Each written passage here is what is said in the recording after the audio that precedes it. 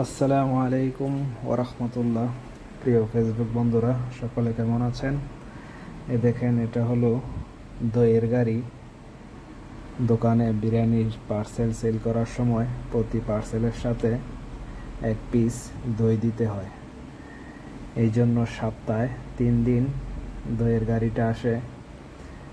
1 piece দই আমরা কিনি 75 পয়সা করে, সেল করতেছি 100 পয়সা করে। তো দইটা অনেক চলে। টক জাতীয় দই ভাতের সাথে সবাই খায় দেশে। ডেলি আলহামদুলিল্লাহ 20-25 কার্টন দই সেল করতে পারি। এখন নিয়ে আসছে এরা 50 কার্টন। 50 কার্টন 3 দিন যাবে। দেখেন ইন্ডিয়ানি, একদিন পরে পরে 2 দিন পরে পরে আসে গাড়ি এদিকে। তো দইগুলি অনেক ভালো। তো ভিডিওটা কীরকম হলো সকলে জানাবেন। এ বলে বিদায় নিচ্ছি। শুভরাত্রি প্রিয় বন্ধুরা।